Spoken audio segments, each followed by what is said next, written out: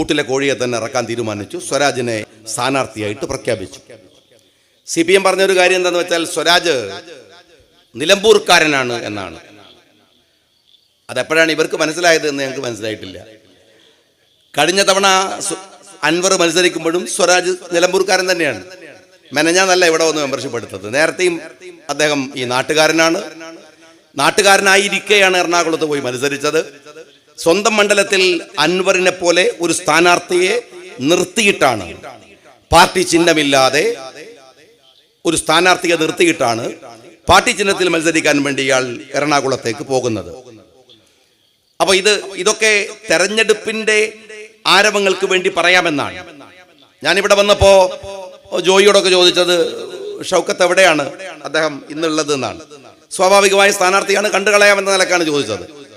അപ്പോൾ പറഞ്ഞത് ഷൗക്കത്ത് ഉമ്മൻചാണ്ടി സാറിന്റെ ഖബറിടത്തിൽ അനുഗ്രഹം വാങ്ങാൻ പോയി എന്നാണ്. അദ്ദേഹം സ്ഥാനാർത്ഥിയായപ്പോൾ തന്റെ പാർട്ടിയുടെ തലമുതിർന്ന, ഒരുപക്ഷെ ആര്യാടൻ മുഹമ്മദിനെ പോലെയുള്ള തലമുതിർന്ന ഒരു നേതാവിന്റെ ഒരു സന്തത സഹചാരിയായി, ഒരു തന്റെ പിതാവിനെ പോലെ തന്നെ ബഹുമാനിക്കാൻ കഴിയുന്ന രാഷ്ട്രീയത്തിലെ ഒരു വലിയ നേതാവിന്റെ ഖബറിടത്തിലേക്കാണ് അദ്ദേഹം പോയത്. VS ജോയി ഇവിടെ മത്സരിക്കുന്ന സ്വരാജ്, അദ്ദേഹത്തിനും പോകാൻ ചില ഇടങ്ങളുണ്ട്, ഞാൻ അദ്ദേഹത്തോട് പറയുന്നു. അത് പക്ഷെ ഇങ്ങനെ പോയി അനുഗ്രഹം വാങ്ങാനല്ല. ഒരു കാലത്ത് സഖാവ് പിണറായി വിജയന്റെ ഏറ്റവും അടുത്ത അനുയായിയാവാൻ, അദ്ദേഹത്തിന്റെ ബോഡി ലാംഗ്വേജ്, അദ്ദേഹത്തിന്റെ വസ്ത്രരീതികൾ, അദ്ദേഹത്തിന്റെ ഭാഷ, അദ്ദേഹത്തിന്റെ ശൈലിയൊക്കെ കടമെടുത്ത ഒരു കാലമുണ്ടായിരുന്നു പ്രിയപ്പെട്ട സ്വരാജിന്. അന്ന് കമ്മ്യൂണിസ്റ്റ് പ്രസ്ഥാനത്തിന്റെ ഏറ്റവും ശക്തനായ അമരക്കാരൻ, അതിന്റെ ഏറ്റവും പ്രാമാണികനായ നേതാവ്, എന്തൊക്കെ വിയോജിപ്പുകൾ നമ്മൾ പറഞ്ഞുകൊണ്ടിരിക്കുമ്പോഴും 10 റുപ്പികയുടെ അഴിമതി ആരോപണം ഉന്നയിക്കാൻ കഴിയാത്ത ഒരു രാഷ്ട്രീയ നേതാവ്, അത് VS അച്യുതാനന്ദനാണ്. ആ VS അച്യുതാനന്ദനെ പിതൃശൂന്യൻ, തന്തയില്ലാത്തവൻ എന്ന് വിളിച്ചാണ് സ്വരാജ് അദ്ദേഹത്തിന്റെ രാഷ്ട്രീയ പ്രവേശം സ്റ്റാർട്ട് ചെയ്യുന്നത്. VS അച്യുതാനന്ദൻ ഇപ്പോഴും ജീവിച്ചിരിപ്പുണ്ട്. അനുഗ്രഹം വാങ്ങാനല്ല, മാപ്പ് പറയാൻ അവിടെ പോയതിനു ശേഷമാണ് സ്വരാജ് ഈ മണ്ഡലത്തിൽ കാലുകുത്തേണ്ടത് എന്ന് സാമാന്യ രാഷ്ട്രീയ ബോധം കൊണ്ട് പറയാൻ അദ്ദേഹത്തോട് ഒരു ഉപദേശം നൽകാൻ ഞാൻ ഈ സമയം വിനിയോഗിക്കുകയാണ്. സ്വരാജ് ഓർക്കേണ്ട ഒരു കാര്യമുണ്ട്. അത്രയേറെ വിധേയത്വം കാണിച്ചിട്ടു മറ്റൊരു നേതാവിനെ, സ്വന്തം പാർട്ടിയിലെ തലമുതിർന്ന ഒരു നേതാവിനെ പിതൃശൂന്യൻ എന്ന് വിളിച്ചിട്ടു. അവസാനം മരുമകന്റെ കാര്യം വന്നപ്പോ പുറങ്കാല് കൊണ്ട് ചവിട്ടി തെറിപ്പിച്ചു എന്ന്, അന്ന് ഈ നിലമ്പൂരുകാരനല്ല എന്ന ബോധ്യം മറന്നുപോയി എന്ന് മറ്റൊരു മണ്ഡലത്തിൽ കൊണ്ടുപോയി നിർത്തി തോൽവി ഉറപ്പുവരുത്തി എന്നൊക്കെ മനസ്സിലാവുന്ന ഒരാളാണ് പ്രിയപ്പെട്ട സ്വരാജ് എന്ന് എനിക്ക് നന്നായിട്ട് അറിയാം.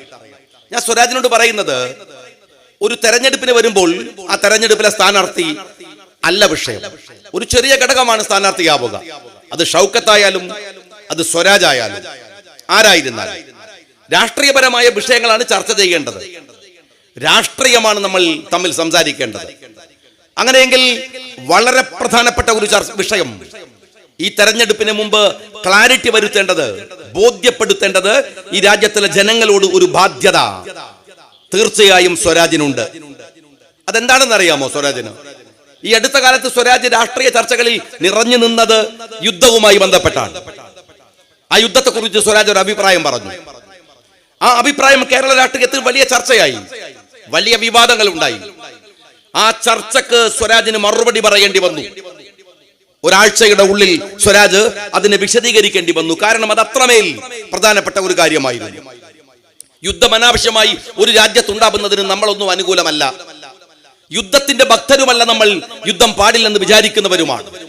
പക്ഷെ ഈ അടുത്ത കാലത്ത് പാകിസ്ഥാനുമായി ഇന്ത്യ നടത്തിയ ഒരു യുദ്ധ ആരംഭമുണ്ടല്ലോ, അതെന്തിനു വേണ്ടിയായിരുന്നു? സ്വരാജിന് എങ്ങനെയാണ് ആ യുദ്ധം ഒരു വെറുപ്പായി മാറുന്നത്?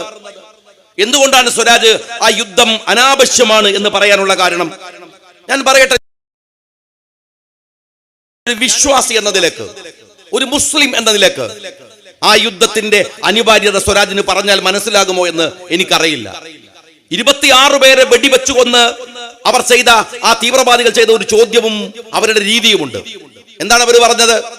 കലിമ ചൊല്ലൂ, കലിമ ചൊല്ലാത്തവനൊക്കെയും വെടിവെച്ചു കൊല്ലുക. ഏത് ഇസ്ലാമാണിത്? ഏത് മതമാണിത്? കലിമ ചൊല്ലാത്തവനെയൊക്കെ കൊല്ലണോ? അങ്ങനെ പറഞ്ഞിട്ടുണ്ടോ ദീനില്, ഇസ്ലാമില്?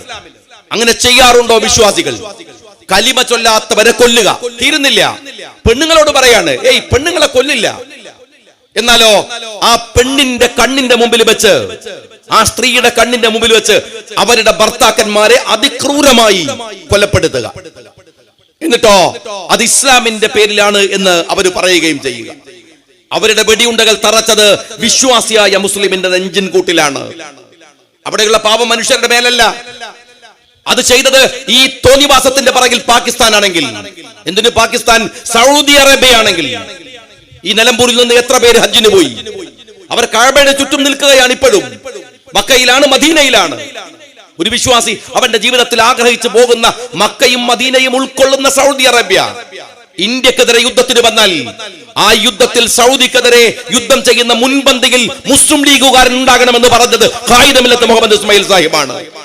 ആ ഇസ്മായിൽ സാഹിബിന്റെ അനുയായി എന്ന നിലയ്ക്ക് ഞാൻ പറയട്ടെ, സ്വരാജിന് പറ്റുമെങ്കിൽ ഇ ടി മുഹമ്മദ് ബഷീർ സാഹിബ് UAE-യിൽ ഉണ്ടായിരുന്നു കഴിഞ്ഞ ദിവസങ്ങളിൽ. എന്തിനാ പോയത്? ഈ രാജ്യത്തെ പ്രതിനിധീകരിച്ച് എന്തിന് യുദ്ധം, എന്തിനായിരുന്നു സിന്ദൂർ, ഓപ്പറേഷൻ സിന്ദൂർ എന്ന് വിശദീകരിക്കാൻ ഇ ടി മുഹമ്മദ് ബഷീർ UAE-യിൽ ഉണ്ടായിരുന്നു.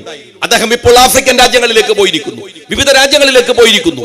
രാജ്യത്തിൽ എന്തിനാണ് ഓപ്പറേഷൻ സിന്ദൂർ എന്ന് വിശദീകരിക്കാൻ UAE കോൺസുലേറ്റില് ബഷീർ സാഹിബ് നടത്തിയ പ്രസംഗം പറ്റുമെങ്കിൽ സ്വരാജ് ഒന്ന് കേൾക്കണം. സ്വരാജിന് എങ്ങനെയാണ് ഈ യുദ്ധം വെറുതെയാവുന്നത്, ഈ യുദ്ധം ശരിയല്ലെന്ന് പറയുന്നത്, ഈ യുദ്ധം അനാവശ്യമായിരുന്നു എന്ന് പറയുന്നത്? ഇന്ത്യയാണോ യുദ്ധം തുടങ്ങിയത്? ഇന്ത്യയാണോ? പാകിസ്ഥാൻ തുടങ്ങി വെച്ച തീവ്രവാദത്തിന് മറുപടി കൊടുക്കാൻ ഒരു രാജ്യം നിർബന്ധമാക്കപ്പെട്ടപ്പോൾ നടത്തിയ യുദ്ധത്തെ പോലും അപകടകരമായ വിധത്തിൽ തെറ്റായി വ്യാഖ്യാനിക്കാനാണ് ഇവിടെ സ്വരാജ് ശ്രമിച്ചത്. ഞാൻ സ്വരാജിനോട് പറയുന്നത്, മത്സരിക്കുന്നത് സ്ഥാനാർത്ഥിയല്ല, നിലപാടുകളാണ്, പരിപാടികളാണ്, അതുപോലെ തന്നെ രാജ്യവുമായി ബന്ധപ്പെട്ട പ്രശ്നങ്ങളാണ്. ആ അർത്ഥത്തിൽ ഈ യുദ്ധത്തെ കുറിച്ചുള്ള അങ്ങയുടെ അഭിപ്രായം വിശദീകരിക്കാൻ, ഇവിടുത്തെ അറിയാൻ ഈ രാജ്യത്തിലെ വോട്ടർമാർക്ക് അവകാശമുണ്ട്. താങ്കൾ അത് പറയും എന്ന് ഞാൻ വിചാരിക്കുകയാണ്. ഒപ്പം ഇവിടെ ഈ തെരഞ്ഞെടുപ്പില് ഞാൻ നേരത്തെ പത്രക്കാരെ കണ്ടപ്പോഴും പറഞ്ഞു, തെരഞ്ഞെടുപ്പിലെ ഏറ്റവും മുഖ്യമായ പ്രശ്നം എന്ന് പറയുന്നത് കേവലം ഇവിടെ മത്സരിക്കുന്ന സ്ഥാനാർത്ഥികളുമായി ബന്ധപ്പെട്ട വിഷയമല്ല. അതൊക്കെ പിന്നീട് ഒരു തിരഞ്ഞെടുപ്പ് അനിവാര്യമായപ്പോൾ ഉണ്ടായതാണ്. യഥാർത്ഥ പ്രശ്നം എന്താണ്? യഥാർത്ഥ പ്രശ്നം PV അൻവർ ഉന്നയിച്ച രാഷ്ട്രീയ പ്രശ്നങ്ങളാണ്. അൻവർ എവിടെ നിൽക്കുന്നു എന്നതൊക്കെ, അൻവറിന്റെ രാഷ്ട്രീയം ഏത് തരത്തിൽ പോകുന്നു എന്നതൊക്കെ വരുന്ന ദിവസങ്ങളിൽ തീരുമാനിക്കേണ്ടതും രാഷ്ട്രീയത്തിൽ അതിന്റെ നിലപാടുകൾ പിന്നീട് പറയേണ്ടതുമാണ്. പക്ഷേ അൻവർ എവിടെ നിന്നാലും അൻവർ ഉയർത്തിയ രാഷ്ട്രീയ പ്രശ്നങ്ങൾ ഗൗരവമുള്ളതാണ്, ചർച്ച ചെയ്യേണ്ടതാണ്, വിശദീകരണം ആവശ്യമുള്ളതാണ്. ആ അൻവർ ഉയർത്തിയ പ്രശ്നങ്ങളാണ് ഈ തെരഞ്ഞെടുപ്പിലെ ഏറ്റവും ഗൗരവപ്പെട്ടതായി നിൽക്കേണ്ടത്. എന്താ അൻവർ പറഞ്ഞത്? അൻവർ CPM-ന്റെ കൂടെ ആയിരുന്നല്ലോ. ഈ നിലമ്പൂരിൽ മത്സരിച്ച് 9 വർഷം ഈ നിലമ്പൂരിലെ ജനങ്ങളുടെ കൂടെ CPM-ന്റെ കൂടെ, ഇടതുപക്ഷത്തിന്റെ കൂടെ ആയിരുന്നല്ലോ. നമ്മളെക്കാൾ കൂടുതൽ ഇടതുപക്ഷത്തോട് അടുത്ത്, നമ്മളെക്കാൾ കൂടുതൽ പിണറായിയുടെ നിലപാടുകൾ അടുത്തറിഞ്ഞ്, തനിക്ക് ബഹുമാനമുള്ള തന്റെ പിതാവിനെ പോലെ താൻ ബഹുമാനിക്കുന്ന ഒരാളെന്ന് കരുതി കൊണ്ടു നടന്ന ഒരാൾ, ഒരു നേതാവ്, അയാൾ ഭരണത്തിന്റെ സമയത്ത് ചെയ്തു വെച്ച കാര്യങ്ങൾ അൻവറിന് കൃത്യമായി ബോധ്യം വന്നു. നമുക്ക് കേട്ടതാണ്, പക്ഷെ അൻവർ അനുഭവിച്ചതാണ്. കാരണം അൻവർ ഉണ്ടായിരുന്നത് ഇടതുപക്ഷ മുന്നണിയിലാണ്. അൻവർ ഉണ്ടായിരുന്നത് ആ മന്ത്രിസഭയിൽ, അതിനകത്തുള്ള അവരുടെ പാർലമെന്ററി പാർട്ടിയിലാണ്, അവിടെയാണ്. അതുകൊണ്ട് നിങ്ങളും ഞാനും കേട്ടതിനേക്കാൾ അൻവർ അനുഭവിച്ചറിഞ്ഞ ചില പ്രശ്നങ്ങൾ അൻവർ ഉയർത്തി. ആ പ്രശ്നങ്ങൾ ചർച്ചയാണ്. അത് കേരളത്തിലെ പോലീസുമായി ബന്ധപ്പെട്ടതാണ്, ആഭ്യന്തരമന്ത്രി പിണറായി വിജയനുമായി ബന്ധപ്പെട്ടതാണ്, ഇടതുപക്ഷ സർക്കാരുമായി ബന്ധപ്പെട്ടതാണ്. എന്താണത്? കേരളത്തിന്റെ പോലീസിൽ അതിഭയാനകമായ വിധത്തിലുള്ള വർഗീയവൽക്കരണം നടക്കുന്നു, സംഘീയവൽക്കരണം നടക്കുന്നു, RSS വൽക്കരണം നടക്കുന്നു. ഇത് അൻവറിന്റെ മാത്രം അഭിപ്രായമാണോ? അൻവർ മാത്രം പറഞ്ഞതാണോ? അല്ലല്ലോ. കഴിഞ്ഞ പാർലമെന്റ് തെരഞ്ഞെടുപ്പിൽ ഇവിടെ മത്സരിച്ച ആനി രാജ, CPI-യുടെ നേതാവല്ലേ, ആനി രാജ ഡൽഹിയിൽ വെച്ച് പറഞ്ഞത് കേരളത്തിലെ പോലീസിൽ RSS ഗാങ് പ്രവർത്തിക്കുന്നു എന്നാണ്. ഇത് നിങ്ങളൊക്കെ കേട്ടതാണ്, സകലമാന പത്രങ്ങളിലും വന്നതാണ്. അതിന്റെ പ്രതികരണം പത്രക്കാർ എടുക്കാൻ പോയപ്പോൾ പിണറായി വിജയൻ പറഞ്ഞത് ഈ വിഷയം ഞങ്ങൾ പരിശോധിക്കുമെന്നാണ്. ഈ വിഷയമല്ലേ അൻവർ പറഞ്ഞത്? ഇതല്ലേ അൻവർ ഉന്നയിച്ച പ്രശ്നങ്ങളുടെ ഏറ്റവും കാതലായ പ്രശ്നം എന്ന് പറയുന്നത്? രണ്ടാമത് നിങ്ങൾ കേട്ടോളൂ, RSS-ന്റെ ചായ്വുള്ള പോലീസ് ഉദ്യോഗസ്ഥന്മാർ പോലീസിലെ നിർണായക സ്ഥാനങ്ങളിൽ വന്നിരിക്കാൻ ശ്രമിക്കുന്നു. ആരാ പറഞ്ഞത്? രമേശ് ചെന്നിത്തലയാണോ?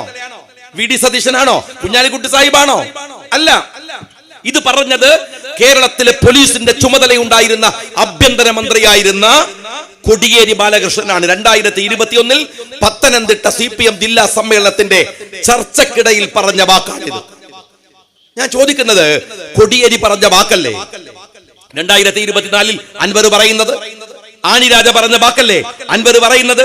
2017 നിങ്ങൾ വീണ്ടും ആലോചിക്കണം. കന്യാകുമാരിയിൽ നടന്ന RSSന്റെ പഠന ശിബിരത്തിൽ 27 കേരളത്തിലെ പോലീസ് ഉദ്യോഗസ്ഥന്മാർ പങ്കെടുത്തു.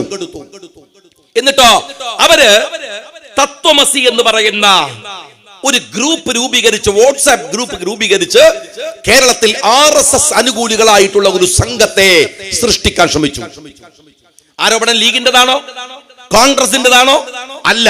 കേരളത്തിലെ പത്രങ്ങൾ പരസ്യമായി ഉന്നയിച്ച തെളിവ് സഹിതം ഡിപ്പാർട്ട്മെന്റ് നടപടിയെടുത്ത വിഷയമാണ്.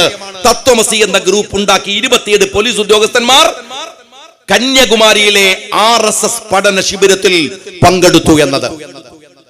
അൻവർ ഉന്നയിക്കുന്ന രാഷ്ട്രീയ പ്രശ്നങ്ങൾ എത്രമാത്രം റെലവന്റ് ആയിരുന്നു എന്നതിന്റെ ഏറ്റവും പ്രധാനപ്പെട്ട തെളിവതാണ്. ഇനി മറ്റൊന്ന് ഞാൻ ചോദിക്കട്ടെ. തൃശ്ശൂരിലെ പോലീസ് അക്കാഡമിയിൽ ബീഫ് കൊടുക്കണില്ല എന്ന് തീരുമാനിച്ചു. ബീഫ് കൊടുക്കണം എന്നുള്ള നിർബന്ധം ആർക്കും ഇല്ല. പക്ഷെ കൊടുക്കണില്ല എന്ന് തീരുമാനിക്കുന്നതോ? ഈ രാജ്യത്ത് അനുവദിക്കപ്പെട്ട ഒരു ഭക്ഷണം കൊടുക്കാൻ പാടില്ല എന്ന് ഉത്തരവിടുന്ന പോലീസ് ഉദ്യോഗസ്ഥൻ IG സുരേഷ് രാജാണ്. സുരേഷ് രാജ് പുരോഹിത് എന്ന് പറയുന്ന ഒരു പോലീസ് ഉദ്യോഗസ്ഥൻ. ഇതൊക്കെ പോട്ടെ, പത്രക്കാരി ഈ വിഷയം ചോദിച്ചു, നിങ്ങൾ RSS അജണ്ട നടപ്പിലാക്കുകയാണോ? പുരോഹിതിന്റെ മറുപടി ഉണ്ട്, കേരള പോലീസിൽ എന്റെ സ്ഥാനമുണ്ടെങ്കിൽ ഞാൻ RSSന്റെ നടപടി, RSSന്റെ പദ്ധതി നടപ്പിലാക്കും. ഇത് പറഞ്ഞത് പുരോഹിതല്ലേ? ഈ രാജ്യത്തിലെ പത്രങ്ങൾ എഴുതിയതല്ലേ? അവരുടെ മുമ്പിൽ പുരോഹിതന്റെ വർത്തമാനം ഉണ്ടായിരുന്നില്ലേ? ഞാൻ ചോദിക്കുന്നത്, 2024 അൻവർ ഉന്നയിച്ച രാഷ്ട്രീയ വിഷയങ്ങൾ ഇതുതന്നെയല്ലേ? ഇതല്ലേ ഉള്ളത്? ഇനി മറ്റൊന്ന്, തൃശ്ശൂരില് AIYFന്റെ സമരം നടന്നു. ആ സമരത്തെ പൊളിക്കാൻ, ആ സമരത്തിനകത്തേക്ക് ABVP-ക്കാർ ഇടിച്ചു കയറി. തൃശ്ശൂരിലാണ്. എന്താ അതിന്റെ കേസ് ഉണ്ടായത്? അവസാനം CPI അതിശക്തമാം വിധത്തിൽ CPIയുടെ സ്റ്റേറ്റ് കമ്മിറ്റി അതിനെതിരെ പ്രമേയമുണ്ടാക്കി. എന്താ കാര്യം? ആ CPI-ക്കാരെ ആക്രമിച്ച യുവമോർച്ചക്കാർക്കെതിരെ കേസില്ല. ഞാൻ ഈ പറയുന്ന നിമിഷം വരെയും കേസില്ല. ഇനി മറ്റൊന്ന്, സംവിധായകൻ കമലിന്റെ വീട്ടിലേക്ക് AIYF-കാർ മാർച്ച് നടത്തി. എത്ര AIYF-കാർക്കെതിരെ കേസെടുത്തു? കമൽ പരാതി കൊടുത്തില്ലേ? കേരളത്തിലെ സിനിമാ പ്രവർത്തകന്മാർ പരാതി പറഞ്ഞില്ലേ? ഒരു കേസും ഇല്ലല്ലോ. എന്നാൽ നിങ്ങൾ മനസ്സിലാക്കേണ്ടത്, കമൽ സി എന്ന് പറയുന്ന നോവലിസ്റ്റ്, അയാൾക്കെതിരെ യുവമോർച്ചക്കാർ പരാതി കൊടുത്തു. പരാതി കൊടുത്തപ്പോ അയാളെ പോലീസ് കോഴിക്കോട് വന്ന് അറസ്റ്റ് ചെയ്തു.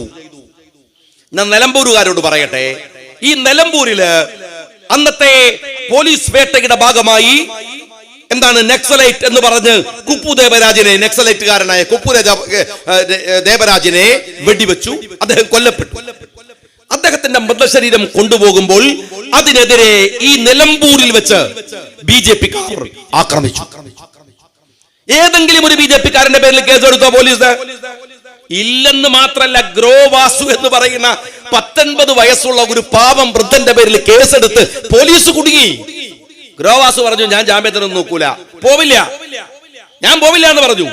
പോലീസിന് ഗ്രോവാസുവിനെ ഇറക്കി വിടേണ്ടി വന്നു ലജ്ജയോടെ. ഞാൻ ചോദിക്കുന്ന മറ്റൊരു ചോദ്യം, മതപ്രഭാഷകനായ ഷംസുദ്ദീൻ പാലത്തിനെതിരെ നിങ്ങൾ UAPA-യുടെ കേസെടുത്തു. എന്നാൽ ഒരു സാധാ പെറ്റി കേസ് നിങ്ങൾ ശശികലക്കെതിരെ എടുത്തോ ഈ സമയത്ത്? ഇതൊക്കെ കേരളത്തിലുണ്ട്. എന്തിനാണ് കഴിഞ്ഞ 2 ആഴ്ച മുമ്പ് കേരളത്തിലെ ജയിൽ ഉദ്യോഗസ്ഥന്മാർ ചേർന്ന് RSSന്റെ യോഗം ചേർന്നു. പത്രക്കാർ ചോദിച്ചു പോലീസിനോട്, എന്താ കേരളത്തിന്റെ മുഖ്യമന്ത്രി പറഞ്ഞത്? അതുണ്ടായി, നടപടി വരും. എപ്പോ വരും? ഞാൻ ചോദിക്കുന്നത്, നടപടി എടുത്തവരെ മാറ്റാന്നുള്ളതല്ല, എങ്ങനെയാണ് കേരളത്തിന്റെ പോലീസിൽ, കേരളത്തിന്റെ സിസ്റ്റത്തിനകത്തേക്ക് ഈ സംഘ് പരിവാർ കടന്നു വരുന്നത്? ഈ പ്രശ്നമാണ് 2024 അൻവർ ഉന്നയിച്ച രാഷ്ട്രീയ വിഷയങ്ങളുടെ കാതൽ എന്ന് പറയുന്നത്. അൻവർ പറഞ്ഞത് അജിത്തിനെ കുറിച്ചാണ്, ADGP. അൻവർ പറഞ്ഞത് SP സുജിത്തിനെ കുറിച്ചാണ്. ഈ 2 വിഷയങ്ങൾ കേരളത്തിൽ ചർച്ച ചെയ്തില്ലേ? ഇപ്പോഴും എന്താ സ്ഥിതി? ഇത്രമേൽ പരസ്യമായി അതിശക്തമായ നിലപാടുകൾ എടുത്ത് ഈ ADGP മാറ്റണമെന്ന അഭിപ്രായം ഉയർത്തിയപ്പോഴും നിങ്ങൾ തിരിച്ചറിയേണ്ട ഒരു കാര്യമുണ്ട്. അപ്പോഴും കേരളത്തിലെ ഗവൺമെന്റ് പിണറായി വിജയൻ ആ അജിത്തിന്റെ കൂടെയാണ്. അയാളെ ഏറ്റവും ഉന്നത സ്ഥാനങ്ങളിലേക്ക് DGPയുടെ സ്ഥാനത്തേക്ക് കൊണ്ടുവരാൻ ശ്രമം നടത്തി. CPI ഉടക്കു പറഞ്ഞു. ഇപ്പോഴും ആ ശ്രമങ്ങൾ തുടരുന്നു. ഈ പ്രശ്നമാണ് അൻവർ കേരളക്കരയിൽ ഉയർത്തിക്കൊണ്ടുവന്നത്. ഈ നിലമ്പൂരിലെ തെരഞ്ഞെടുപ്പില് വേറെയും വിഷയങ്ങളുണ്ട്. നിങ്ങൾ എന്താ CPM-കാരെന്താ വിചാരിച്ചത്? ഈ തെരഞ്ഞെടുപ്പിന് മുമ്പ് നിങ്ങൾ പറഞ്ഞ നിങ്ങൾ കേരളം പിടിക്കാനുള്ള പുറപ്പാടാണ്. മൂന്നാമതും കേരളം പിടിക്കാൻ. രണ്ടാമത്തെ ഗവൺമെന്റ് വരുമ്പോ നമുക്കറിയാം കേരളം ഇങ്ങനെ വിറങ്ങലിച്ചു നിൽക്കുന്ന ഒരു വല്ലാത്ത സന്നിഗ്ധമായ മുഹൂർത്തമായിരുന്നു. ആ മുഹൂർത്തത്തിൽ അവരുടെ മുമ്പിൽ പിണറായി വിജയൻ നിന്നു. അദ്ദേഹത്തിന്റെ കയ്യിലായിരുന്നു സകലമാന ടൂളുകളും. ലോകം തന്നെ അവസാനിക്കാൻ പോവുകയാണ് എന്ന് കരുതി പ്രവാസ ലോകം മുഴുവൻ ഭയപ്പെട്ട് നിൽക്കുമ്പോ, ലോകം മുഴുവൻ പേടിച്ചു നിൽക്കുന്ന ഒരു സന്നിഗ്ധമായ ഘട്ടത്തിൽ വളരെ ശക്തമായി ആസൂത്രിതമായി സഖാവ് പിണറായി വിജയൻ കഴിഞ്ഞ രണ്ടാം തവണത്തെ ഭരണത്തെ കൊണ്ടുവന്നു. ഇപ്പോ മൂന്നാമത്തെയും ഭരണം കൊണ്ടുവരുന്നു പറഞ്ഞിട്ട് അതിന്റെ പ്രൊപ്പഗണ്ടയിലായിരുന്നു കുറച്ചു ദിവസം. അത് പക്ഷേ പടച്ചോൻ തന്നെ നേരിട്ട് അതങ്ങ് അവസാനിപ്പിച്ചു. ഹൈവേയുടെ പേരിലായിരുന്നു ഒരു സമരം. എന്താ പറഞ്ഞിരുന്നത്? ഹൈവേ കാണിച്ചിട്ടാ പറഞ്ഞത്. റിയാസൊക്കെ പറഞ്ഞത് മൂന്നാമത്തെ ഗവൺമെന്റ് വരാൻ പോണത് കേരളത്തിലെ ഹൈവേയുടെ പശ്ചാത്തലത്തിലാണ്. നമ്മളിങ്ങനെ ബേജാറായി നിൽക്കുകയാണ്. കേന്ദ്ര സർക്കാർ കൊണ്ടുവരുന്ന ഹൈവേയുടെ പേരിൽ റിയാസ് എന്തിനാ ഈ ജാതി ബഹളം ഉണ്ടാക്കുന്നത് നമ്മളിങ്ങനെ ആലോചിച്ചുകൊണ്ടിരിക്കായിരുന്നു. അപ്പോഴാണ് ഹൈവേ പൊളിഞ്ഞോടി. ഒരു പൊളികലാണ്. രണ്ട് കുട്ടികളൊക്കെ ട്രോളാൻ തുടങ്ങി. ഏതായാലും ഒരു മഴ കൊണ്ട് ഹൈവേ എത്തിയുമായി പോയി എന്നാണ്. കേന്ദ്രമില്ല, സുരേന്ദ്രനും ഇല്ല, റിയാസും ഇല്ല. രണ്ടാളും കൈവിട്ട് കളഞ്ഞു. രണ്ടുപേരും കൈവിട്ടു. ആ ഹൈവേയുടെ പേരിൽ കേരളം പിടിക്കാൻ ഇറങ്ങി പുറപ്പെട്ട സർക്കാരിന് പടച്ചോൻ തന്നെ രണ്ടു മഴ കൊണ്ട് പണി കൊടുത്തു. ഒരു ഹൈവേയുടെ വിഷയം മാത്രമല്ല റിയാസെ. സഖാവ് പിണറായി വിജയൻ പറയാം, നിങ്ങള് ഊരാലിങ്കൽ എന്ന് പറയുന്ന ഒരു കമ്പനിയെ ഉണ്ടാക്കി കേരളത്തിലെ രാഷ്ട്രീയക്കാരുടെ ബിനാമി പണം ഉപയോഗിച്ച് കോടാനുകോടികൾ സമ്പാദിച്ച് ഇപ്പോഴും അതിനകത്ത് ഇൻവെസ്റ്റ് ചെയ്തവരുടെ ലിസ്റ്റ് പോലും പുറത്തു വിടാതെ ഈ കേരളക്കടയിൽ ഉണ്ടാക്കി വെച്ച വികസന പ്രവർത്തനങ്ങൾ എന്ന പേരിൽ നിങ്ങൾ പറയുന്നില്ലേ? എന്തൊക്കെയാ പൊളിഞ്ഞു വീഴുന്നത്? ഈ ഹൈവേ മാത്രാണോ? ഈ ഹൈവേ മാത്രാണോ പൊളിയുന്നത്? ഈ മഴ തുടങ്ങിയിട്ടില്ലല്ലോ, ജൂൺ 1 ആയിട്ടില്ലല്ലോ. ഇതിനു മുമ്പ് പൊളിഞ്ഞു വീണ റോഡുകളുടെ കണക്കറിയോ? എവിടെ റോഡുള്ളത്? ഇത്രമേൽ അഴിമതി. കാരണം ഈ പറയുന്ന നാഷണൽ ഹൈവേയുടെ കയ്യിൽ നിന്ന് പണം വാങ്ങിയെന്ന് CPM സമ്മതിക്കുന്നു. ഇലക്ടറൽ ബോണ്ട് അല്ല, ഞങ്ങൾ പിരിവ വാങ്ങിയത് സമ്മതിക്കുന്നില്ലേ? ആ റോഡിന്റെ പേരിൽ പൈസ CPM-കാരൻ അടിച്ചു മാറ്റി കൊണ്ടുപോയ നിരവധി. ഇത് മാത്രമല്ലല്ലോ, എന്തെല്ലാം കെ വെച്ച് തുടങ്ങിയ കെ റോഡായാലും കെ ബസ് ആയാലും കെ റെയിലായാലും എന്ന് പറഞ്ഞ് കെ എന്ന് പേരിട്ട് തുടങ്ങിയ പദ്ധതികൾ എവിടെ? ആ പദ്ധതികളുടെ പേരിൽ അടിച്ചു മാറ്റിയ സംഖ്യകൾ എവിടെ? ആ റോഡിന്റെ പദ്ധതി തകർന്നു. രണ്ടാമത് നിങ്ങൾ പരിശോധിക്കേണ്ടത്, രണ്ടാമത് പറഞ്ഞെന്താണ്? നിലമ്പൂരിലെ ഉപതെരഞ്ഞെടുപ്പ് ഞങ്ങള് അങ്ങ് ജയിച്ചു കളയും, അതിനുള്ള പണിയെടുക്കുന്നതാണ്. ആ മൂന്നാം സർക്കാർ തുടരാനുള്ള മോഹത്തിന്റെ ആണിയടിക്കാനുള്ള ഉത്തരവാദിത്തം കൂടെ ഈ തെരഞ്ഞെടുപ്പിലാണ്.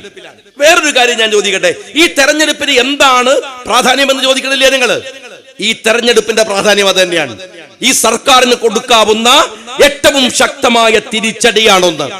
രണ്ടാമത്, തെരഞ്ഞെടുപ്പ് വരുമ്പോ, വോട്ട് വരുമ്പോ മതത്തിന്റെ പേരിൽ മനുഷ്യനെ തമ്മിലടിപ്പിച്ച് ജയിക്കാം, വോട്ട് വാങ്ങാം എന്ന് വിചാരിക്കുന്ന ഇടതുപക്ഷത്തോട് കേരളം വർഗീയമല്ല, കേരളം രാഷ്ട്രീയമാണ് എന്ന് പറയാൻ നിലമ്പൂർക്കാർക്ക് കിട്ടിയിട്ടുള്ള അവസരം കൂടിയാണ് ഈ തെരഞ്ഞെടുപ്പ് എന്ന് പറയുന്നത്. അതിന് കഴിയണം. ഞാൻ ഒരൊറ്റ കാര്യം മാത്രം ചോദിക്കട്ടെ, സ്ഥാനാർത്ഥി ആരാണ് എന്നതിനേക്കാൾ വലിയ വിഷയം ഞാൻ ആദ്യമേ പറഞ്ഞു. ഇനി നിങ്ങൾ സ്ഥാനാർത്ഥിയെ സ്വരാജിനെ കൊണ്ടുപോയി നിർത്തുമ്പോ സ്വരാജിൽ നിങ്ങൾ നിർത്താൻ കണ്ടിട്ടുള്ള പ്രത്യേകതകൾ എന്താണ്? സ്വരാജ് പറയട്ടെ. സ്വരാജിന് വ്യത്യസ്തമായ അഭിപ്രായം ഉണ്ടോ? കേരളത്തിൽ 8 മാവോയിസ്റ്റുകളെ നിങ്ങൾ മനസ്സിലാക്കണം. അവര് മാവോ തീവ്രവാദത്തോട് ഒരു തരത്തിലും യോജിക്കുന്നവരല്ലല്ലോ നമ്മളൊക്കെ. നമുക്ക് വിയോജിപ്പുള്ള ആരൊക്കെ ഉണ്ട് ഇവിടെ? അവരൊക്കെ വെടിവെച്ച് കൊല്ലാന്നാണോ? അവരെ വെടിവെച്ചാണോ കൊല്ലേണ്ടത്? മാവോയിസ്റ്റുകൾ ഇവിടുത്തെ കോൺഗ്രസിന്റെ ആശയമല്ലല്ലോ അവർ സ്വീകരിക്കുന്നത്. മാവോയിസ്റ്റുകൾ മുസ്ലിം ലീഗിന്റെ ആശയാണോ? അല്ല. മാവോയിസത്തിന്റെ അടിസ്ഥാനം എന്ന് പറയുന്നത് കമ്മ്യൂണിസമാണ്, മാർക്സിസമാണ്. ആ കമ്മ്യൂണിസവും മാർക്സിസവും നിങ്ങൾ വിചാരിക്കാത്ത തലത്തിൽ വായിക്കുന്നു മാവോയിസ്റ്റുകൾ. ആ മാവോയിസ്റ്റുകൾ ആരെങ്കിലും ഉപദ്രവിച്ചോ? നിങ്ങൾ പറയും, കേരളത്തില് മാവോയിസ്റ്റുകളുടെ പേര് പറഞ്ഞിട്ട് നിങ്ങൾ 8 പേരെ വെടിവെച്ച് കൊന്നു. ആ വെടിവെച്ച് കൊന്ന സംഭവത്തിൽ ഞാൻ ചോദിക്കുന്നത്, സ്വരാജിന് പരാതിയുണ്ടോ? CPM-ന് പരാതിയില്ല, ഗവൺമെന്റിന് പരാതിയില്ല. ഇവിടെ വന്ന് മത്സരിക്കുന്ന സ്വരാജ് എന്താ പറയുന്നത്? ഒന്ന് പറഞ്ഞേ, നിങ്ങൾ ആ 8 പേരെ വെടിവെച്ചു കൊന്ന ഗവൺമെന്റ് നടപടി ശരിയാണോ? സ്വരാജെ, ശരിയാണ് എന്നല്ലേ നിന്റെ അഭിപ്രായം? കാരണം അത് ഗവൺമെന്റിന്റെ അഭിപ്രായമാണ്. കേരളത്തിന്റെ തെരുവിൽ UAPA എന്താ നിങ്ങൾ പറഞ്ഞത്? ഒരു സംഘി അജണ്ടയാണ്. ആ സംഘി അജണ്ട വെച്ച് UAPA ചുമത്തി ആളുകളെ ജയിലിൽ അടക്കുക. ചെറുപ്പക്കാരെ, നിങ്ങൾക്കറിയാലോ, അലനെ, താഹയെ, ഷൗക്കത്തിനെ, എത്ര പേരെ ജയിലടച്ചു നിങ്ങൾ? ഞാൻ സ്വരാജിനോട് ചോദിക്കുന്നു, UAPA ചുമത്തി ചെറുപ്പക്കാരെ ജയിലിൽ അടക്കുന്ന സർക്കാരിന്റെ പദ്ധതിയോട് നിങ്ങൾക്ക് അഭിപ്രായമുണ്ടോ ഇല്ലയോ? തീരുന്നില്ല. കേരളത്തിന്റെ പോലീസിനെ സംഘീവൽക്കരിക്കുന്നു, കേരളത്തിന്റെ പോലീസിനെ സംഘിയാക്കുന്നു എന്ന വ്യാപകമായ ആരോപണം സർക്കാരിനെതിരെ ഉണ്ട്. നിങ്ങൾ ഈ അഭിപ്രായത്തോട്, ഈ നടപടിക്രമങ്ങളോട് നിങ്ങളുടെ യോജിപ്പ് എന്താണ്? അല്ലെങ്കിൽ ഏത് തരത്തിലാണ്? കേരളത്തിലെ മുസ്ലിങ്ങൾക്കെതിരെ ഏറ്റവും മ്ലേച്ഛമായ പരാമർശങ്ങൾ ഈ ഗവൺമെന്റ് നടത്തി പലതരത്തിൽ. കേരളത്തിലെ ദളിതുകളെ എത്രമാത്രം നിങ്ങൾ ആലോചിച്ച് നോക്കി. 2-3 ദിവസം മുമ്പ് ബിന്ദു എന്ന് പറയുന്ന ഒരു സ്ത്രീ, ഒരു ദളിത് സ്ത്രീ, അവര് പണിയെടുക്കുന്ന വീട്ടിൽ നിന്ന് സ്വർണം കട്ടെടുത്തു എന്ന് പറഞ്ഞിട്ട് അവരെ പോലീസിൽ പിടിച്ചു, പരാതി കൊടുത്തു. പോലീസ് അവരെ നിർത്തി. ഒരു സ്ത്രീ, നിങ്ങൾ നോക്കണം, രോഗിയായ ഭർത്താവിന് 2 മക്കളെ പോറ്റാൻ പണിയെടുക്കുന്ന ഒരു സ്ത്രീ, അവര് കരഞ്ഞു പറഞ്ഞു, ഞാൻ ആ വീട്ടിൽ പോയിട്ട് തന്നെ ദിവസങ്ങളായി, സമ്മതിച്ചില്ല. ഒരു ദിവസം കിടത്തി. പിറ്റേ ദിവസം നേരം വെളുക്കുമ്പോൾ പരാതി കൊടുത്ത ഗൾഫുകാരന്റെ ഭാര്യ പോലീസ് ഓഫീസറോട് വന്നിട്ട് പറയാണ്, ആ സ്വർണം കിട്ടിയിട്ടുണ്ട്. ഈ സ്ത്രീയോട് പോലീസ് ഓഫീസർ പറയണ, CI പറയുന്ന വർത്താനുണ്ട്, അടങ്ങി ഒതുങ്ങി ജീവിച്ചോണം, ആ വീടിന്റെ പരിസരത്തേക്ക് പോകരുത്. അതാണോ പറയേണ്ടത്? ഞങ്ങൾക്ക് തെറ്റുപറ്റി സഹോദരി, മാപ്പ്. അവര് തന്ന പരാതിയാണ് പ്രശ്നം. ഞങ്ങൾക്ക് എന്തു ചെയ്യാൻ കഴിയും? ഒരു വാക്ക് പറഞ്ഞില്ല. കാര്യം എന്താണ്? അവർ ദളിതാണ്, അവർ പിന്നോക്കക്കാരിയാണ്. അവരോട് എങ്ങനെ മാപ്പ് പറയാ? അവർ മനുഷ്യരല്ലല്ലോ. ആ സ്ത്രീ നിങ്ങളെ മനസ്സിലാക്കണം. എന്നിട്ട് ആ പരാതിയുമായി മുഖ്യമന്ത്രിയുടെ ഓഫീസിൽ പോയി. ശശി എന്ന് പറയുന്ന ഈ പിണറായി വിജയന്റെ പ്രൈവറ്റ് സെക്രട്ടറി ഉണ്ട്, അവിടെ പൊളിറ്റിക്കൽ സെക്രട്ടറി ശശി അവർ അപമാനിച്ചു. പരാതി വാങ്ങി കൊട്ടയിലേക്ക് എറിഞ്ഞു. ഷാജി പറഞ്ഞതാണോ? കോൺഗ്രസ് പറഞ്ഞതാണോ? ആര്യാടൻ ഷൗക്കത്ത് പറഞ്ഞതാണോ? ലീഗ് പറഞ്ഞതാണോ? അല്ലല്ലോ. ഇവിടുത്തെ മീഡിയകൾ മുഴുവൻ പറഞ്ഞില്ലേ? ആ ദളിത് സ്ത്രീയോട് മര്യാദ കാണിക്കാത്ത ശശിയോട്, സ്വരാജെ, നിന്റെ നിലപാട് എന്താണ് എന്ന് ഈ തെരഞ്ഞെടുപ്പ് നീ പറയണ്ടേ? ദളിതുകളോട് കാണിക്കുന്ന സമീപനത്തിന് എന്താണ് നിന്റെ നിലപാട്, സർക്കാരിന്റെ നിലപാട്? ഇനി ഞാൻ ചോദിക്കട്ടെ, സഖാവ് പിണറായി വിജയന്റെ മകളുമായി ബന്ധപ്പെട്ട വലിയ ആരോപണമുണ്ട്. അവര് കരിമണൽ കർത്തയുടെ കയ്യിൽ നിന്ന് പണിയെടുക്കാത്തതിന് കൂലി വാങ്ങിച്ചു എന്ന അന്വേഷണമുണ്ട്, ആരോപണമുണ്ട്, ചാർജ് ഷീറ്റ് ഉണ്ട്. സ്വരാജെ, നിങ്ങളും വിശ്വസിക്കുന്നത് പിണറായി വിജയന്റെ മകൾ നിരപരാധിയാണെന്നാണോ? നിങ്ങൾക്ക് വേറെ നിലപാടുണ്ടോ? നിലപാടുണ്ടെങ്കിൽ ഈ തെരഞ്ഞെടുപ്പിൽ നിങ്ങൾ മത്സരിക്കുന്നുണ്ടെങ്കിൽ അതിലൊരു അർത്ഥമുണ്ട്. നിലപാടുണ്ടോ? അങ്ങനെ മുഖ്യമന്ത്രിയുടെ മകൻ നിരപരാധിയാണ് എന്ന് തന്നെയല്ലേ സ്വരാജിന്റെ അഭിപ്രായം? പിന്നെ സ്വരാജ് വന്നത് കൊണ്ടുള്ള പ്രത്യേകത എന്താണ്? ഞങ്ങൾ ഈ തെരഞ്ഞെടുപ്പിൽ ചോദിക്കുന്ന ചോദ്യങ്ങൾ ഇതൊക്കെയാണ്. നിങ്ങൾ വരുന്നത് കൊണ്ട് പ്രത്യേകത എന്താണ്? ഇനി ഞാൻ ചോദിക്കട്ടെ, വയനാട്ടിലെ ഉരുൾപൊട്ടൽ നടന്നു. ഈ ഉരുൾപൊട്ടൽ നടന്ന് അത് ആ ദുരന്തത്തെ വയനാട്ടുകാരെക്കാൾ കൂടുതൽ കണ്ടവരാണ് എൻ്റെ മുമ്പിലിരിക്കുന്ന ഈ നാട്ടിലെ ജനങ്ങൾ. പോത്തുകൽ അടക്കമുള്ള മഹാദുരന്തങ്ങൾ കണ്ടവരാണ്. ആ വയനാട്ടിൽ നിങ്ങൾക്കറിയാം, 700 ചില്ലാനം കോടി രൂപ ജനങ്ങൾ കൊടുത്തു സർക്കാരിന്. ആ പണം ഉപയോഗിച്ച് അവിടെ കണ്ടെത്തുന്ന വില്ലേജുമായി ബന്ധപ്പെട്ട വിഷയത്തിൽ ഞാനൊരു കാര്യം പറഞ്ഞു.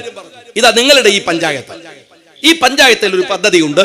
കേരളത്തിലെ എല്ലാ പഞ്ചായത്തിലും ലൈഫ് പദ്ധതിയുണ്ട്. എന്താ ലൈഫ് പദ്ധതി അറിയോ? നിങ്ങൾ നിങ്ങളുടെ വീടുണ്ടാക്കുകയാണെങ്കിൽ ലൈഫ് പദ്ധതിയിൽ നിന്ന് പണം തരും. തുച്ഛമായ സംഖ്യയാണ്, എന്നാലും സ്ക്വയർ ഫീറ്റിന് 1000 രൂപ. ആര് വീടുണ്ടാക്കാൻ?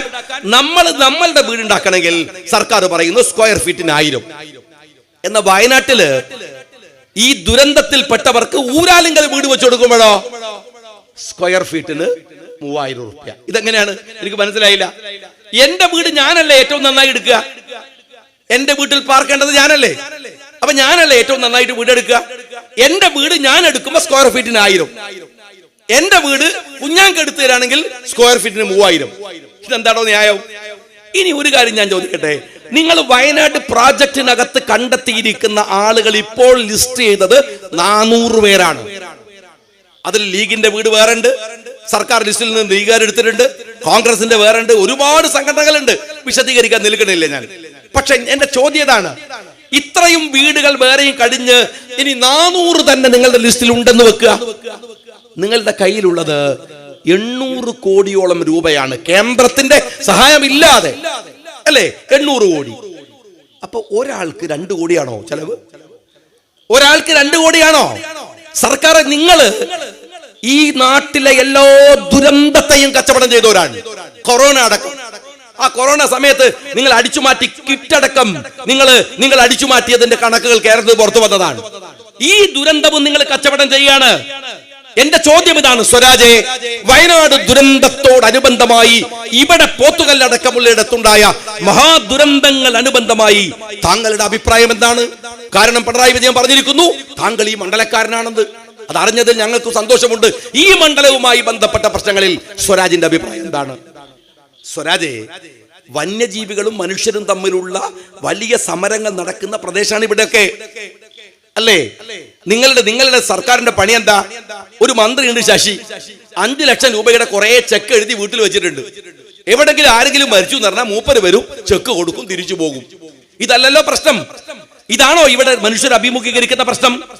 മനുഷ്യന്റെ അടിസ്ഥാനപരമായ പ്രശ്നങ്ങളിൽ എന്താണ് സ്വരാജിന്റെ അഭിപ്രായം എന്ന് സ്വരാജ് എന്ന് പറഞ്ഞേ 9 കൊല്ലമായി ഞങ്ങൾ കേട്ടിട്ടില്ല. സ്വരാജ് പറയേ. ആശാ വർക്കർമാർ തെരുവിലാണ് ഇപ്പോഴും. സ്വരാജിനെ പ്രഖ്യാപിക്കുമ്പോഴും സ്വരാജ് മത്സരിക്കുമ്പോഴും ഈ രാജ്യത്തിന്റെ ബസ് സ്റ്റാൻഡുകളിൽ നട്ടപ്പാതിരക്ക് കിടന്നുറങ്ങി തെരുവുകളിൽ സമരം ചെയ്ത് കേരളം കണ്ട ഏറ്റവും വലിയ സമരത്തിൽ ജീവിക്കാൻ നിവൃത്തിയില്ലാതെ ഈ ആശാ വർക്കർമാർ സമരരംഗത്തുണ്ട്. സ്വരാജെ, അവരെ കുറിച്ച് സ്വരാജിന് ഇവിടെ മത്സരിക്കുമ്പോൾ എന്താണ് അഭിപ്രായം? അവരുടെ പ്രശ്നങ്ങൾ പരിഹരിക്കണോ? എന്റെ പ്രിയപ്പെട്ട സ്വരാജെ, കേരളത്തിൽ തൊഴിലാളികൾക്ക് വേണ്ടി സമരം, ചെറുപ്പക്കാർക്ക് വേണ്ടി സമരം ചെയ്തവരല്ലേ നിങ്ങൾ? ഡിവൈഎഫ്ഐ ആവുമ്പോ ഈ ചെറുപ്പക്കാരന്റെ തൊഴിൽ കൊടുക്കാൻ 9 കൊല്ലമായി കേരളം ഭരിക്കുന്ന പിണറായി വിജയൻ എന്താണ് ചെയ്തതെന്ന് പിന്നാമ്പുറത്തുകൂടെ ചെറുപ്പക്കാരനെ തിരികെ കയറ്റി ഈ നാട്ടിലെ വിദ്യാസമ്പന്നരായ ചെറുപ്പക്കാരെ അപമാനിക്കുന്നു എന്ന ആരോപണത്തോട് അങ്ങയുടെ അഭിപ്രായം എന്താണ്? ഒന്ന് പറഞ്ഞേ. സ്വരാജെ, നിങ്ങൾ മത്സരിക്കാൻ വരുന്ന സമയമുണ്ടല്ലോ, വളരെ പ്രധാനപ്പെട്ടതാണ്. നമ്മളെ മക്കളൊക്കെ SSLCക്ക് വലിയ മാർക്കോടെ വിജയിച്ച് ഇതാ ഈ വേദിയിലടക്കം വന്ന് സമ്മാനങ്ങൾ വാങ്ങി പോവുകയാണ്. പക്ഷെ ആ കുട്ടികൾക്ക് പഠിക്കാനുള്ള +2 സ്കൂളുകൾ കേരളത്തിലുണ്ടപ്പോ നിങ്ങൾ പറ, ആ വിഷയത്തിൽ നിങ്ങളുടെ അഭിപ്രായം എന്താണ്? എന്നിട്ട് പറയാണ് എന്നാലും സ്ഥാനാർത്ഥി കൊള്ളാന്നാണ്. ഞാൻ സഖാക്കളോട് പറയട്ടെ, നിലമ്പൂരിലെ പെൺകുട്ടിക്ക് പുയ്യാപ്പിള ആലോചിക്കുന്ന കല്യാണാലോചന അല്ലത്. ഇത് രാഷ്ട്രീയം പറയേണ്ട തെരഞ്ഞെടുപ്പാണ്. മനസ്സിലായോ നിങ്ങള്? പുയ്യാപ്പിള എന്ന് വെച്ചല്ല, അത് രാഷ്ട്രീയം പറയണം. രാഷ്ട്രീയമായ ചോദ്യങ്ങൾക്ക് സ്വരാജെ കൃത്യമായി ഉത്തരം പറയേണ്ടി വരും. ഞാൻ ഒന്നുകൂടെ പറയട്ടെ സ്വരാജെ, കഴിഞ്ഞ തെരഞ്ഞെടുപ്പില് നിങ്ങൾക്കറിയാലോ ടീച്ചർ ആരായിരുന്നുവെന്ന്? ശൈലജ ടീച്ചർ. എനിക്ക് ഇപ്പോഴും ഓർമ്മയുണ്ട്. മുഖ്യമന്ത്രി, രണ്ടാമതൊരു സ്ത്രീ മുഖ്യമന്ത്രി കേരളത്തിൽ വരാൻ പോകുന്നു എന്ന് ശൈലജ ടീച്ചറെ വെച്ച് പറഞ്ഞ സമയമുണ്ടായിരുന്നു. ആ ശൈലജ ടീച്ചറെ അടക്കം വെട്ടി. ആർക്ക് വേണ്ടി സ്വരാജെ? മരുമോനെ കൊണ്ടുവരാൻ. സ്വരാജിന് അപ്പോഴാ മനസ്സിലായത് പിണറായി വിജയന് കുപ്പായിട്ടിട്ടോ, പിണറായി വിജയന്റെ ബോഡി ലാംഗ്വേജ് സ്വീകരിച്ചിട്ടോ, പിണറായി വിജയനെ പോലെ സംസാരിച്ചിട്ടൊന്നും ഇയാളുടെ അടുത്ത് കാര്യമില്ല, മരുമോനെ കഴിച്ചിട്ടേ ഉള്ളൂ. അങ്ങനെ സ്വരാജ് റബലായി. ഇപ്പോ പിണറായി വിരുദ്ധ മുന്നണിയുടെ തലപ്പത്താണ് സ്വരാജ് ഉള്ളത്. അതുകൊണ്ട് ആ പണി കൂടി അവസാനിപ്പിക്കാനാണ് പിണറായി വിജയൻ ഇവിടെ കൊണ്ടുപോയി ഇട്ടത് എന്നെങ്കിലും സ്വരാജ് മനസ്സിലാക്കുന്നത് നല്ലതാണ്. ശൈലജ ടീച്ചറെ പാർലമെന്റ് തെരഞ്ഞെടുപ്പിൽ വടകരയിൽ തീർത്ത പോലെ, പിണറായി വിജയന്റെ കണ്ണൂരിലെ ഏറ്റവും വലിയ എതിരാളി P. ജയരാജനെ വടകരയിൽ കൊണ്ടുപോയി തോൽപ്പിച്ച് അവസാനിപ്പിച്ച പോലെ പാർട്ടിക്കകത്തുള്ള സമരവും സ്വരാജെ നിർത്തിക്കോ എന്ന് പറയാനാണ് നിലമ്പൂരിൽ സ്വരാജെ നിന്നെ കൊണ്ടുവന്ന് നിർത്തിയത് എന്ന സാമാന്യ ബോധമെങ്കിലും നോമിനേഷൻ കൊടുക്കുന്നതിന് മുമ്പ് നിനക്ക് വന്നാൽ നിനക്ക് കൊള്ളാമെന്നല്ലാതെ ഐക്യജനാധിപത്യ മുന്നണി ഈ മണ്ഡലത്തിൽ ഞങ്ങളോട് കാണിച്ച നിങ്ങളുടെ നിറികെട്ട രാഷ്ട്രീയ പ്രവർത്തനങ്ങളെ നിങ്ങൾ ആരെ ഉപയോഗിച്ചാണോ ചെയ്തത്, ആ മനുഷ്യൻ തന്റെ തെരുവിലേക്ക് വലിച്ചെറിഞ്ഞു കാണിച്ച ഈ തെരഞ്ഞെടുപ്പില് ഞങ്ങൾ മത്സരിക്കുന്നു. ഞങ്ങൾ പറയുന്ന രാഷ്ട്രീയ നിലപാടുകൾക്ക് ജനങ്ങളുടെ കയ്യിൽ നിന്ന് വോട്ട് വാങ്ങുന്നു. ഒന്നുകൂടെ ഞാൻ പറയുന്നത്, അവസാന ഘട്ടത്തിൽ CPM എടുക്കുന്ന മതവർഗീയത, പരസ്പര വിരുദ്ധമായ രാഷ്ട്രീയ സമീപനങ്ങൾ, എല്ലാത്തിനെയും പണം, അധികാരം, സമ്പത്ത്, ഓരോ പഞ്ചായത്തിലും വാർഡിലും ഇനിയുള്ള ദിവസങ്ങളിൽ ചുമതലയേൽക്കുന്ന മന്ത്രിമാർ അടക്കമുള്ളവർ, അവരെയൊക്കെയും നിലമ്പൂരിന്റെ പാരമ്പര്യമുണ്ട്. ഇവിടെ ആര്യാടൻ അന്തിയുറങ്ങുന്ന ഒരു മണ്ണുണ്ട്. എന്നോട് ഒരാൾ ചോദിച്ചു, ഇന്ന് പത്രക്കാരൻ ചോദിച്ചു, നിങ്ങൾ ആര്യാടനെതിരെ അഭിപ്രായ വ്യത്യാസം പറഞ്ഞിട്ടില്ലേ? എന്താ ഇതിൽ ഇത്ര വലിയ സംഭവം ഉള്ളത്? CPMകാർക്ക് അത്ഭുതമാണ് മറ്റൊരു മുന്നണിയിൽപ്പെട്ട ഒരാളെ വിമർശിക്കുന്നത്. ഞാൻ ചോദിക്കട്ടെ, ആര്യാടൻ മുഹമ്മദിനോടല്ല, ഞാൻ ലീഗുകാരനാണ്. കോൺഗ്രസിൽ നെഹ്റുവിനെ കഴിഞ്ഞിട്ട് വേറെ നേതാവില്ലല്ലോ. ആ പണ്ഡിറ്റ് ജവഹർലാൽ നെഹ്റുവും ലീഗും തമ്മിൽ തർക്കമുണ്ടായിട്ടുണ്ട്. നെഹ്റു ഇങ്ങോട്ട് പറഞ്ഞിട്ടുണ്ട്, CH മുഹമ്മദ് കോയ സാഹിബ് അങ്ങോട്ടും പറഞ്ഞിട്ടുണ്ട്. ഞങ്ങളൊരു മുന്നണി എന്ന് പറഞ്ഞാൽ ഒരു പൊതു മിനിമം പരിപാടിയാണ്, അല്ലാതെ നേതാവിന്റെ മുമ്പിൽ ട്രൗസർ ഊറിക്കൊടുക്കുന്ന രാഷ്ട്രീയ നിലപാടിന്റെ പേരല്ല UDF എന്നത്. പിണറായി വിജയനെ കാണുമ്പോൾ മുട്ടുമറച്ച് മൂത്രമൊഴിക്കുമെന്ന് പേടിച്ച് സ്നഗ്ഗിയിട്ട് നടക്കുന്ന ഘടകകക്ഷികളല്ല ഐക്യ ജനാധിപത്യ മുന്നണിയിലെ രാഷ്ട്രീയ ബോധമുള്ള ഘടകകക്ഷികൾ. ഞങ്ങൾ അഭിപ്രായ വ്യത്യാസം പറയും. ഞാൻ ചോദിക്കട്ടെ, ഷൗക്കത്തുമായി ബന്ധപ്പെട്ട രാഷ്ട്രീയപരമായോ മറ്റു തരത്തിലുള്ള എന്തെല്ലാം അഭിപ്രായ വ്യത്യാസങ്ങൾ ഞങ്ങൾ തമ്മിലുണ്ട്. പക്ഷെ നിലമ്പൂരിലെ തെരഞ്ഞെടുപ്പ് അതല്ലല്ലോ. നിലമ്പൂരിലെ തെരഞ്ഞെടുപ്പ് UDFന്റെ തെരഞ്ഞെടുപ്പാണ്. ഞങ്ങൾ ഈ കേരളത്തിലെ സർക്കാരിനെതിരെയുള്ള വിധിയെടുത്താൻ, ആ വിധിയെടുത്തിൽ ഷൗക്കത്തിനൊരു അഭിപ്രായമുള്ളൂ, ഐക്യ ജനാധിപത്യ മുന്നണിക്ക് ഒരു അഭിപ്രായമുള്ളൂ, ഇന്ത്യൻ യൂണിയൻ മുസ്ലിം ലീഗ് അഭിപ്രായമുള്ളൂ. ഞങ്ങൾ അവിടെ ഉണ്ടാവും. ലീഗ് രാഷ്ട്രീയ പാർട്ടി പറയേണ്ടത് പറഞ്ഞുകൊണ്ട് തന്നെ, ജനാധിപത്യപരമായി നിന്നുകൊണ്ട് തന്നെ. കോൺഗ്രസ് ആണെങ്കിലും ഇപ്പൊ നിങ്ങൾ പറയാറുണ്ട്, കോൺഗ്രസിനകത്ത് വലിയ തർക്കമാണല്ലോ. കാരണം എന്താണ്? അതൊരു ജനാധിപത്യ പാർട്ടിയാണ്. ഒരു ബുദ്ധിമുട്ട് വന്നാൽ, പറയണമെന്ന് തോന്നിയാൽ നേരവും സമയമൊന്നും നോക്കൂല, എഴുന്നേറ്റങ്ങ് പറയും. അതിനാണ് ജനാധിപത്യ ബോധം എന്ന് പറയാ. അല്ലാതെ ഞാൻ നേരത്തെ പറഞ്ഞ പോലെ മുതലാളിയും തൊഴിലാളിയും തമ്മിൽ നടക്കുന്ന പോലെ അയ്യോ അടിയൻ എന്ന് പറഞ്ഞ് നടക്കാൻ നട്ടലുള്ളവരെ കിട്ടില്ല സഖാക്കളെ. ഓർത്തോ നിങ്ങൾ, ഞങ്ങളുടെ മുന്നണിക്കകത്തായാലും ഞങ്ങളുടെ പാർട്ടിക്കകത്തായാലും എല്ലാവർക്കും ഒരു ചങ്കയുള്ളൂ. നിങ്ങളെ മുന്നണിയിൽ മാത്രമേ രണ്ട് ചങ്കുള്ളവനുള്ളൂ. അവനെ പോയി പേടിച്ചാൽ മതി. ഞങ്ങൾക്ക് ആ പേടില്ലാത്തത് കൊണ്ട് നിലപാടുകൾ പറയും, അഭിപ്രായ വ്യത്യാസങ്ങൾ പറയും. അത് മത്സരിക്കുന്ന സമയത്തായാലും തെരഞ്ഞെടുപ്പിന്റെ മുമ്പിലായാലും അല്ലാതെയായാലും. ഈ തെരഞ്ഞെടുപ്പ് ഞാൻ വീണ്ടും പറയട്ടെ, UDFന്റെ രാഷ്ട്രീയ നിലപാടുകൾക്ക് അംഗീകാരം തേടിയുള്ള ഒരു തെരഞ്ഞെടുപ്പാണ്. ഞങ്ങളുടെ സ്ഥാനാർത്ഥി ഷൗക്കത്താണ്, ആര്യാടൻ ഷൗക്കത്താണ്. ഒരു ലെഗസിയുണ്ട് ആര്യാടന്റെ. ഈ നിലമ്പൂരിന്റെ മണ്ണിൽ ഏതു സാധാരണക്കാരനും ഏത് സമയത്തും ആ മനുഷ്യനെ കാണാം. ഏത് അധികാര പദവിയിൽ ഇരുന്നാലും പോയി അയാളോട് സംസാരിക്കാം. അങ്ങനെ ഒരു ലെഗസിയുള്ള ഒരു വലിയ നേതാവ്, ആ നേതാവിന്റെ മകനെ UDFന്റെ ആശയാദർശങ്ങൾക്ക് നിലക്കുന്ന വിധത്തിലാണ് ഈ തെരഞ്ഞെടുപ്പിൽ മത്സരിപ്പിക്കുന്നത്. അദ്ദേഹത്തിന്റെ ചോദ്യങ്ങളും അങ്ങനെയാണ്, അദ്ദേഹത്തിന്റെ വർത്തമാനങ്ങളും അങ്ങനെയാണ്. ആ തെരഞ്ഞെടുപ്പിൽ നിങ്ങളുടെ വിലപ്പെട്ട വോട്ടുകൾ ഐക്യ ജനാധിപത്യം. ഞാൻ മുസ്ലിം ലീഗുകാരോട് സ്നേഹപൂർവ്വം പറയാണ്, ലീഗിന്റെ രാഷ്ട്രീയമൊക്കെ നിങ്ങൾക്ക് നന്നായിട്ട് അറിയാം. ഒരു ഓഫീസുണ്ട്, നേരത്തെ വഹാബ് പറഞ്ഞ പോലെ നല്ല സമയത്താണ് നിങ്ങൾ ഈ ഓഫീസ് തുറന്നിരിക്കുന്നത്. നിങ്ങൾക്ക് അവിടെയാണ് ഈ തെരഞ്ഞെടുപ്പിന് വേണ്ടി നിങ്ങളുടെ ഈ നാട്ടിലെ അവസാനത്തെ മനുഷ്യരുടെയും എല്ലാത്തിനും അപ്പുറം ലീഗുകാരുടേതല്ല, എല്ലാവരുടെ വോട്ടുകളും ഷൗക്കത്തിന് നിങ്ങൾ എത്ര ഗൗരവത്തിൽ ചെയ്യുന്നുവോ, എത്ര കൂടുതൽ വോട്ടുകൾ നിങ്ങൾ കൊടുക്കുന്നുവോ, അതാണ് ഈ പുതിയ ലീഗ് ഓഫീസിന്റെ ഏറ്റവും പുതിയ ദൗത്യമെന്ന് ഇവിടുത്തെ ലീഗുകാർ ഏറ്റെടുത്തുറപ്പിക്കണമെന്ന് ഞാൻ അവരോട് സ്നേഹപൂർവ്വം പറഞ്ഞുകൊണ്ട്, നിങ്ങളുടെ ഈ മഹാസൗദത്തിന് അതിന്റെ നന്മയിൽ ആ സൗദം ഇവിടെ നിലനിൽക്കട്ടെ, അതിന് ദൈവാനുഗ്രഹം ഉണ്ടാവട്ടെ എന്ന് പ്രാർത്ഥിച്ചുകൊണ്ട്, എല്ലാ അഭിവാദ്യങ്ങളും നേർന്നുകൊണ്ട് UDFന്റെ പ്രവർത്തകന്മാരോട് നന്ദി പറഞ്ഞുകൊണ്ട്, ഇവിടുത്തെ സംഘാടകരായ ഏറ്റവും മിടുക്കരായ ഇവിടുത്തെ പ്രവർത്തകന്മാരോട് നന്ദി പറഞ്ഞുകൊണ്ട് നിർത്തുന്നു. ജയ് ഹിന്ദ്.